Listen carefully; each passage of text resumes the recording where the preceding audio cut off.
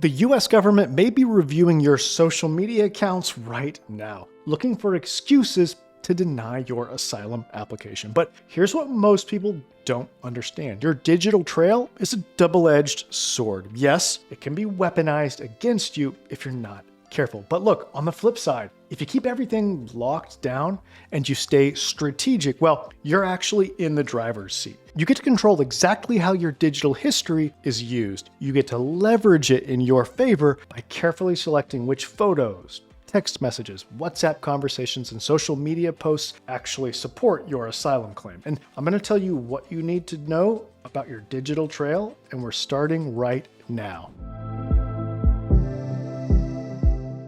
I'm Brian Manning, and I spent 11 years working for the government's two main agencies for asylum and refugee matters, and I adjudicated thousands of immigration applications during my time with the US government. But now, as an asylum lawyer, well, my law firm helps immigrants all over the country to secure their future in America through asylum. Let me know in the comments if you've got an asylum case pending, or maybe you're considering applying. And look, I'd especially like to hear from you if you've been waiting for an asylum interview with USCIS for multiple years. Let me know in the comments how long you've been waiting. Okay, today we're exposing exactly how officers use your digital trail against you and how to flip the script so that it works in your favor instead. You see, an innocent photo, a misunderstood post, or something that you liked years ago could be the difference between safety and rejection, or even deportation. Now, let me tell you what the government is actually doing. Asylum officers routinely review publicly available social media during case preparation and sometimes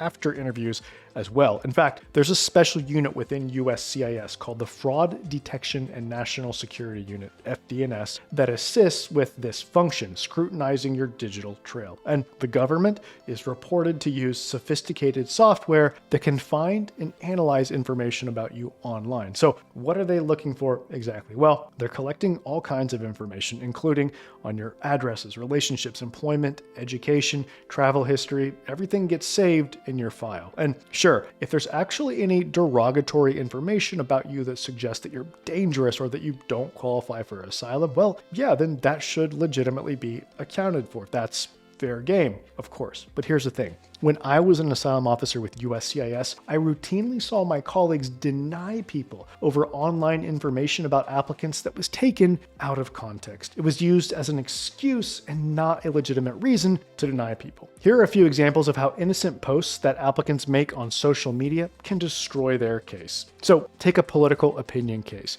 Your asylum claim says that you were persecuted for opposing the government, right? But an asylum officer here finds old Facebook posts where you liked the president's page, or maybe you praised government policies, or let's say they find photos of you at rallies supporting the political party that you now claim persecuted you. Well, asylum officers here may view this as proof that you're fabricating your political opinion, even if your views genuinely changed over time. So here's another one. Take a case based on domestic violence.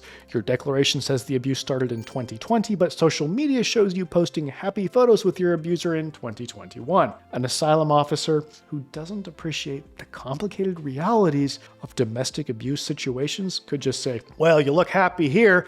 Doesn't look to me like someone who's being beaten by their partner. Or there's the association trap. Let's say you're tagged in photos at events or with people who are later identified as gang members or cartel associates, or maybe government officials from a brutal regime. Now, even if you barely know these people or don't even know them at all, asylum officers here could use guilt by association to question your credibility or even suggest that you yourself are a security risk. Okay, one more example. Now, this one is actually from my time as an asylum officer. My colleague noticed a basketball team's logo on a hat in someone's Facebook picture and immediately suspected gang affiliation. Now, what followed was hours of hostile questioning about gang connections that didn't exist. The applicant was just a sports fan, but he had to endure an interrogation that could have derailed his entire case, all because of a hat and this photo that he posted of it on Facebook. Here's the thing. Officers are quick to jump to conclusions, and the sad truth is that many of them are anti-immigrant, just looking for an excuse to deny you. Asylum officers receive virtually no training in cultural context or nuance when it comes to social media. They're not taught to understand regional slang, political symbolism from other countries, or how social norms around posting may differ across cultures. They're just told trained to look for inconsistencies or red flags. So when they see something they might not understand, their default is suspicion, not curiosity. And in today's political climate, where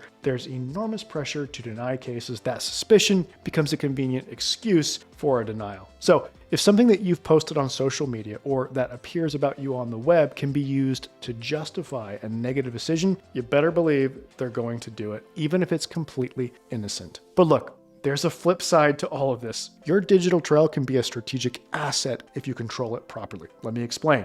If you lock everything down and you work with your attorney before the government starts digging, well, you get to choose which pieces of digital evidence actually help your case. Posts criticizing your home government, supporting the political opposition movements, or maybe discussing corruption, they can all establish your protected political opinion, for example. Or for LGBTQ+ cases, authentic participation in online communities or dating apps can counter officer skepticism about your identity. For religious conversion cases, social media posts about your faith journey, or maybe photos at church events or whatever, provide timeline documentation that's hard to fabricate. Screenshots of threatening messages, posts targeting you specifically, or evidence of online harassment, they all become powerful corroboration of the harm that you're facing. Photos that document injuries or show protests that you attended or your involvement in activities that made you a target, these all strengthen your case when presented strategically. The key distinction is proactive documentation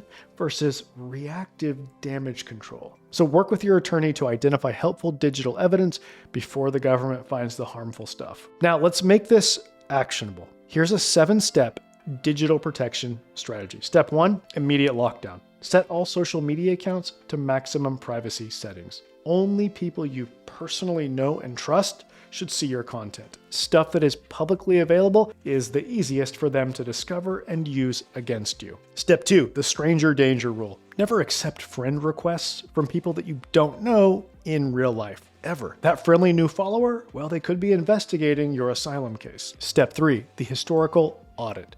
Review years of old posts, photos, comments, and likes. Remove anything that could be misinterpreted or maybe taken out of context. Look, if it's even remotely controversial, take it down. Step 4, strategic silence. Consider dramatically reducing your social media activity while your asylum case is pending. Look, every new post is a potential landmine. Okay, step 5, think like an asylum officer. Before posting anything, ask yourself, how could a skeptical government officer use this against me? And if there's any doubt, don't post it. Next up, step 6, full disclosure with your attorney. Show your asylum lawyer your social media presence if there's anything even remotely problematic that you've ever posted. They can identify the true red flags, extract helpful evidence, and prepare you for questions before the interview. Look, your attorney needs to see what the officers will see, except you want your attorney to see it first. Finally, step 7, save it all immediately.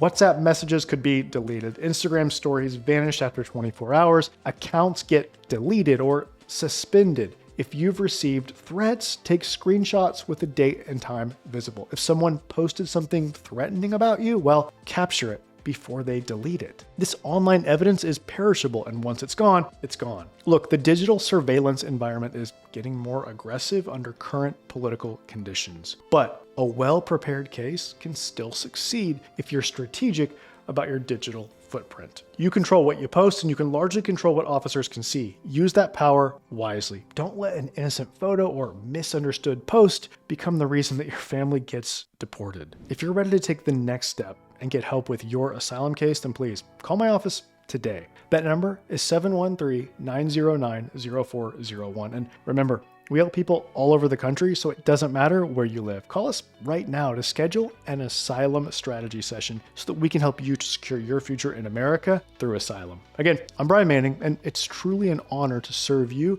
in your asylum journey.